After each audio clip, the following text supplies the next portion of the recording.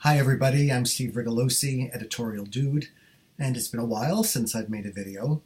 I guess it's not like the world has been banging down my door to make more videos, but I just realized that half the year is over, and I haven't made one in a while, and I thought this might be a good time to take stock and review some books, talk about my favorite books that I've read so far this year in 2018, and also about my least favorite books. And this 6 month stretch has been like a roller coaster in that I have read some books that were fantastic, just stellar in so many ways.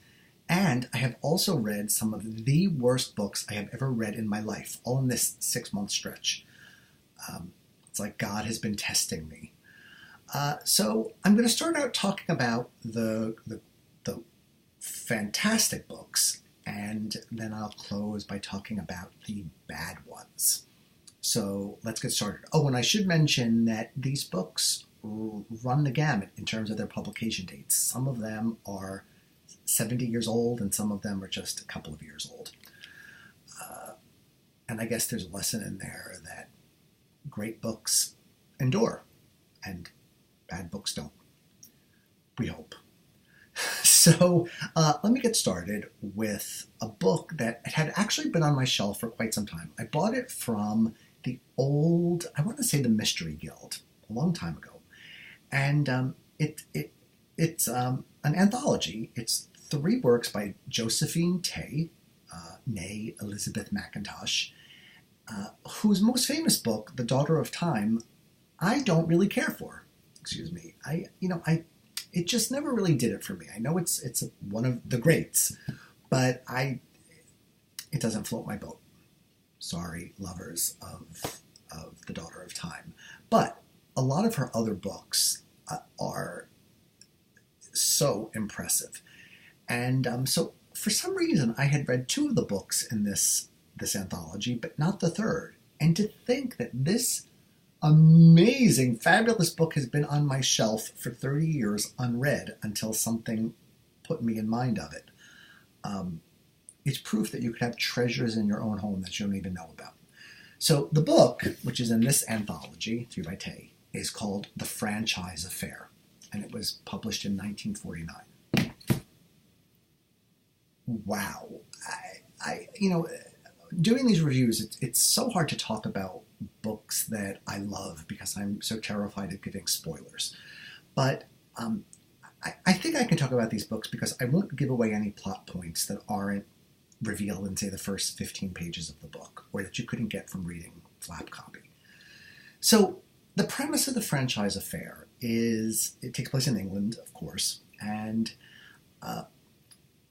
basically 2 women, a mother and a daughter, who are sort of upper class, not the upper aristocracy, but sort of the shabby gentility, live in a sort of a dilapidated house, and all of a sudden they are accused by a young woman of having kidnapped her and forced her into slavery in their house, and she escapes. And the entire book is all about who is telling the truth. Is it the mother and daughter who are accused, or is it the young woman whose story is so convincing? I lose my words to talk about this book. It was so masterful. The writing is so amazing. The story is, it keeps you on the edge of your seat because you just don't know what the truth is. And pieces of truth are gradually revealed, and detection is going on, and it's got all the classic elements of a mystery. But there's something about this book, and maybe it's that I so admire good plotting. This book is marvelously plotted, but you cannot put it down. It is one of her best, and it is one of the best books I've read in the last 10 years. I have to say, please do pick it up. It's a little slow for the first, 20 pages, but once you're off to the races, there's no turning back. So I loved it. I've been recommending it to everybody. I recommend it to you. If you've never read Josephine Tey, it's a great place to start. And so, Josephine, I bow to you. I bow to your supremacy in terms of the franchise affair. Just stellar. Okay, book number 2, much more recent, is this one right here, Lost for Words by Edward Aubyn, I'm not sure how it's pronounced. So I mentioned in a previous video that sometimes I approach literary fiction with a bit of trepidation because it often doesn't have a plot and it can sort of meander and to someone who loves story feel somewhat purposeless. So I'll say 2 things. Lost for Words is a literary novel, and it doesn't really have much of a plot. It is basically about a competition for a literary prize. It is hilarious. I laughed my ass off reading this book. This man is a wonderful writer, so clever, so smart. Part of what he does in here, and this is something I really admired as a reader and lover of genre fiction, is he writes, in the persona of these characters who are competing for the literary prize, and they each write in a different genre, and he writes samples of their work. He just nails those genres so perfectly. He walks that line of both writing very well in those genres and also mocking those genres and their excesses and sort of their stupidities sometimes. There are great characters. The one-liners. He's so naturally funny that, on every page there were just sentences and lines where I thought, God, that's perfect. Perfect. So I loved this book, and really one of my favorite books of the last few years. It just goes to show that you can be literary at the same time that you're having fun and making people laugh and sort of commenting on the world and taking yourself seriously, but not too seriously. It's a fine line to walk, and he pulled it off. So again, I bow to you, Edward. You've enriched my life with your book. Okay, book number 3, published in 1975. So in my sort of ongoing life as a reader, I love to buy books that I've never heard of in unexpected places, like yard sales or dollar stores, or wherever I see something that makes me think, oh, that could be worth trying. So I bought this book, The Cult by Max Ehrlich, at a dollar store. It looks kind of like a library book. It's got a nice mylar cover, and I thought, well, for $1, can't go wrong. So, and you'll find this shocking. It's about a cult. In all seriousness. So it's about parents who lose their child to a cult with a charismatic leader. And the plot leads up to sort of an epic court battle. And this is a case of a very suspenseful, kind of pulpy. It is meant as a sort of entertaining fiction that also is kind of, wasn't published in the 70s. So, looking at what was going on with cults and analyzing some of that, giving some interesting perspectives on it. But the story was excellent. When you think of the term page turner, which is so important to me. Not Kathleen Turner, Paige Turner, her sister. The Cult fits that description extremely well. I couldn't put it down. It was, masterfully plotted, and I have since gone back and found more books by him. He wrote The Reincarnation of Peter Proud, which I'd heard of, but was never really on my radar, but it was now, and that was fantastic too. So if you're looking for a blast from the past, and maybe someone that you haven't really heard of, or if you want to try something new, give Max Ehrlich a try. I really recommend it. It was terrific. This last book, and before I get into this, I have to say, this author needs to write more. She needs to write at least a book a year so that I can pre-order them from Amazon the second they become available at that link. And the book is this one, Disclaimer by Renee Knight. So, basics of the plot. A woman wakes up, a novel has shown up in her house. She doesn't remember buying it. She starts to read it. She realizes it's about her. And it is about the biggest, darkest secret she has ever had and has kept. Okay, so if that's not starting with a bang, I don't know what is. And it just keeps getting better from there. I mean, this book, it does everything right. We are so used to hearing that phrase, the new Gone Girl, which those of you who have watched these videos know that that phrase makes me insane. I can't stand hearing that phrase. I think many readers feel the same way. And I would never do this book the injustice of calling it the new Gone Girl, because it's better than Gone Girl. Uh-oh. I'm afraid that Gillian Flynn hit squad may show up at my house after I publish this.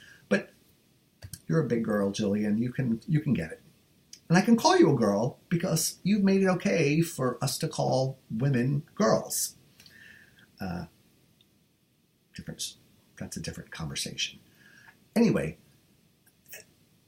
Disclaimer is so masterful in terms of its plotting, the revelation of its story, the ongoing surprises, and what Renee Knight does that I have rarely seen done so well, I would even say perfectly, is that she's constantly shifting the ground underneath your feet.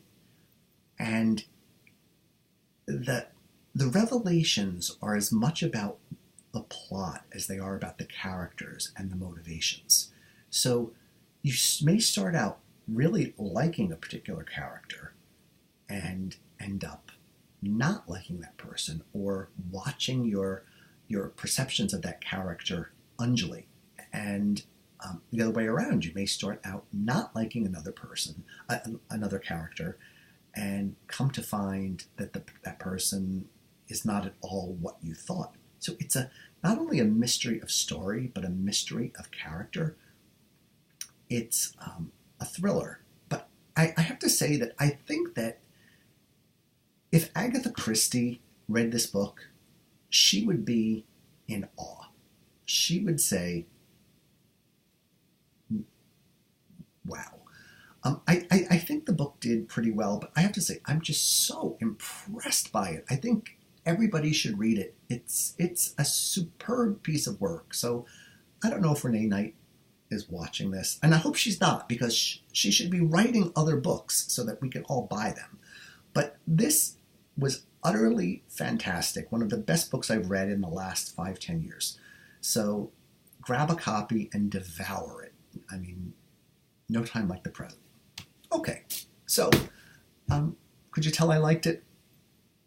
So let's now juxtapose these wonderful reviews with some searingly blistering reviews. Now, people who watch my videos know that I really believe in karma. Working in the industry, I would never mention by name any writer or any book that I did not like. I have my secret book journal where I write all my thoughts out in longhand and just let her rip. But I would never, I just don't think it would be good karma for me to put negativity out there, because nobody sets out to write a bad book. And nobody sets out to publish a bad book. And yet, they're out there. We all know that. So, if you'd like some dirt, but you're willing to bear with me in terms of keeping the dirt anonymous, keep watching. If not, just hit the stop button now and go out to buy books by Josephine Tey or Renee Knight or Max Ehrlich or Edward St. Aubyn. So I want to talk about some books that I've read. And like I said, these are among the worst books I've read in my life. And they've all happened in the last 6 months, since the beginning of January 2018. The first one was the worst book I have ever read. The worst. And when you think I'm the age that I am, for me to say this is the worst book I've ever read, that's saying something. I actually feel traumatized by it. The reason I read it is because it was a big bestseller. And as I struggle to keep up with the industry, I mean, it's impossible. It's the impossible task. You can't. The industry is too big. But, there are writers that I want to read and writers that I feel that I should read. And so this was someone that I didn't really want to read, but felt that I should read. But that didn't mean I went into it with a bad attitude. I always go in wanting to and expecting to love these books.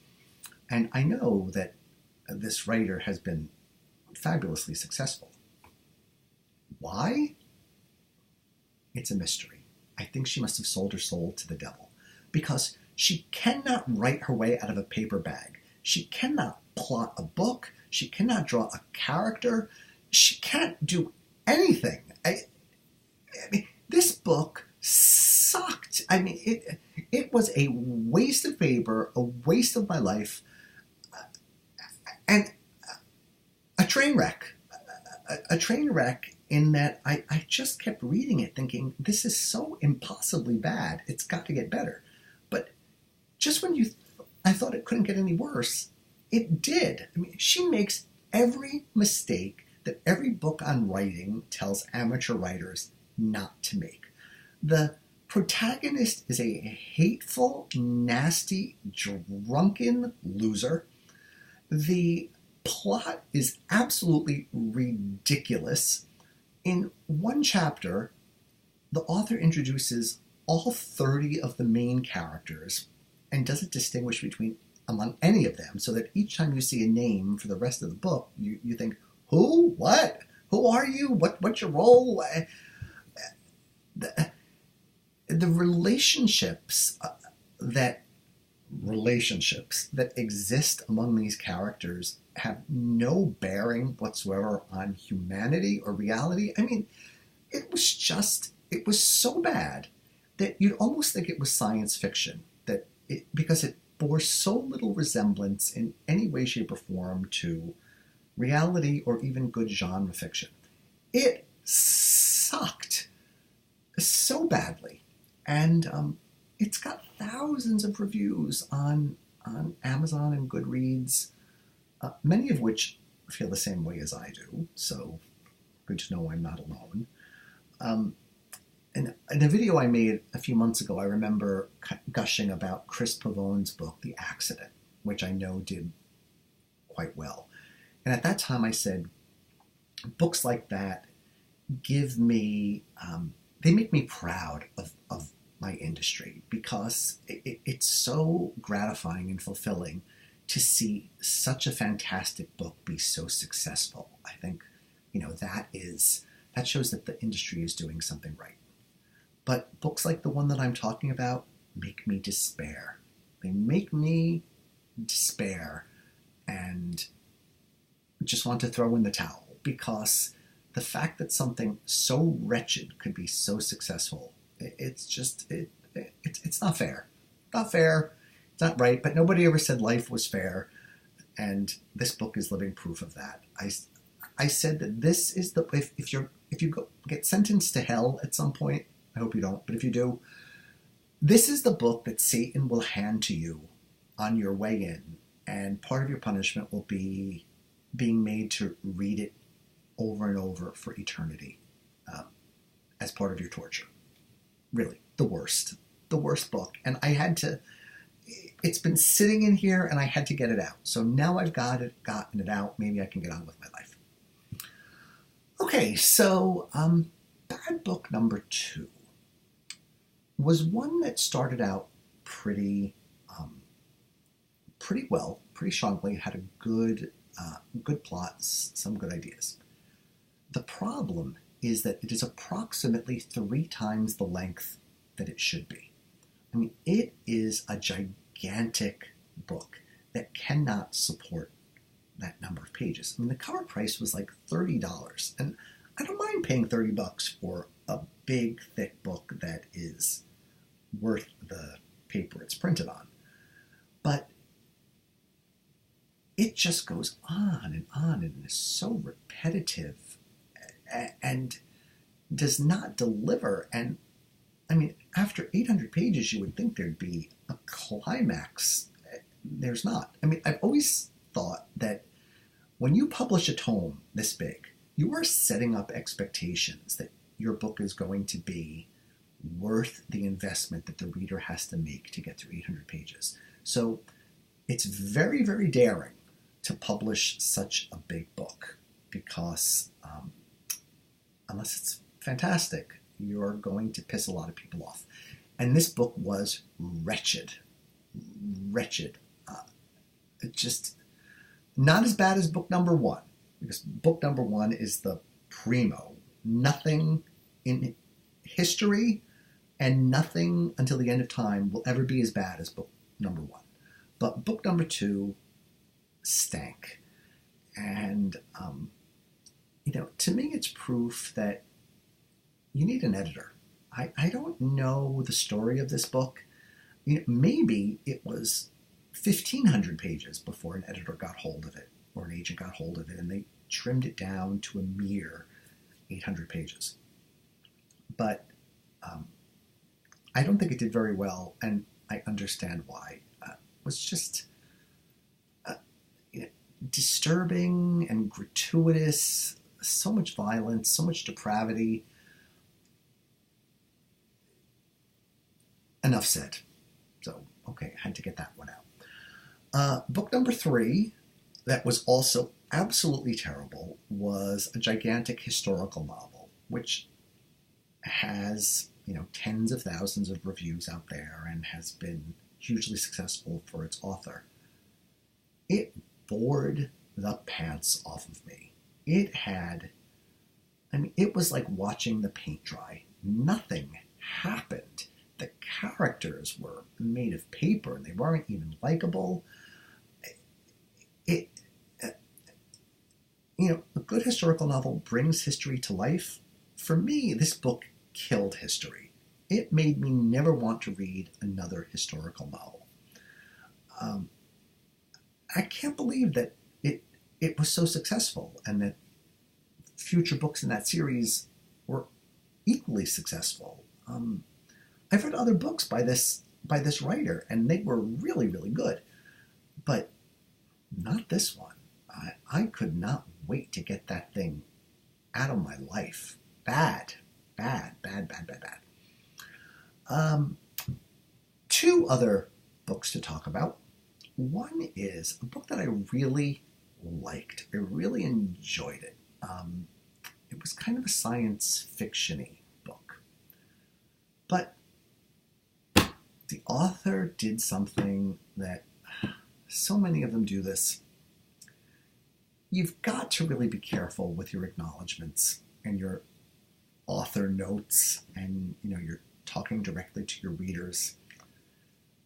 Leave a little mystery right? I know everybody wants you out there on Facebook and Twitter and Instagram and all that bullshit.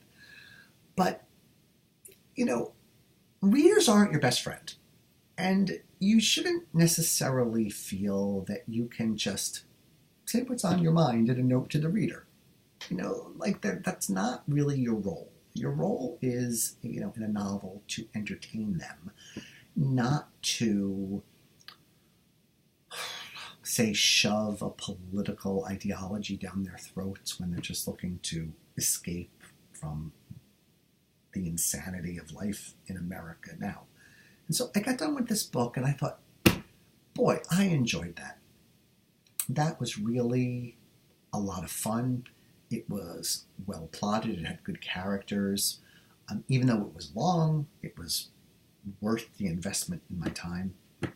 And then I read the author's note at the end. And with each paragraph, I got more and more irritated because the author was so condescending, snarky, snooty. The tone just completely put me off that book. So I should have closed the cover thinking, oh, I really enjoyed that. And instead, the last thing that I took away from that book was, I can't stand you, author. I never want to read anything by you again because you've just really pissed me off with your attitude. So, you know, write acknowledgments to your heart's content, but recognize that they may have this effect on readers, because I am unlikely to ever read anything by this author again for that reason. And I don't think I'm alone in this. This is why I opine or give my advice as an editor to,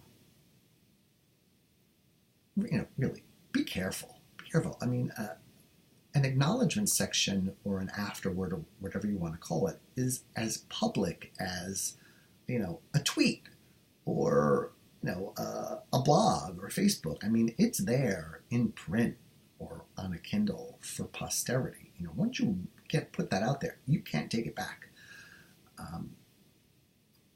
So, okay, enough said.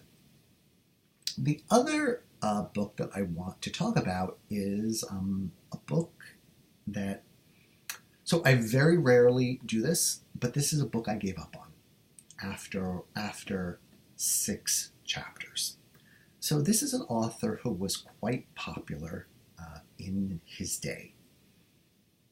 I struggled to get through the first 6 chapters, and the reason was that it is so the language is so British. I don't know if you call it British working class or from a certain part of Britain. I mean, I don't know. I couldn't understand a fucking word that this man wrote. I mean, I'm pretty good with the English language. I mean, not to pat myself on the back, but it's what I do for a living. You know, and you know, majored in English literature, and you know, I kind of have the street cred to say I know how to read a book written in English. This book wasn't written in English. It was written in some foreign tongue that bore a slight resemblance to the English that we all speak. I just thought, I can't, there's no payoff. To get through, I mean, it was a mystery, you know, a genre fiction, that, you know, when it takes me 6 hours to read 6 10-page chapters because I'm struggling with the language. I mean, I could have read books, and I'm sort of fluent in Spanish, and I can get by in French or whatever. I could have read books written in Spanish or French in less time than it took me to get through 6 chapters, until finally I said, life's too short. I don't see the payoff for continuing to struggle with this language. I mean, it was really impenetrable. And, you know, I thought to myself, well, Steve, maybe your perceptions are off as usual. So I let my fingers do the walking on the web, and I saw that this is very often a criticism of this particular writer, that some people just can't get it. And I was one of those people. So, maybe I missed out on something great, but I don't think I did. All right, everybody. Well, that's what I've got for you tonight. Just, book talk, which I love, and we all love. And for any of you who are on the East Coast and watching this and suffering through this hellish summer, know that I suffer with you. I'm thinking of, do you remember the old episode of The Twilight Zone where the young woman is caught in a world where the sun, I think, is coming closer and closer to the earth, and the earth is scorched, and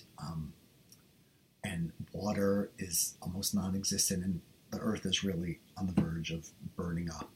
It turns out it's all a dream.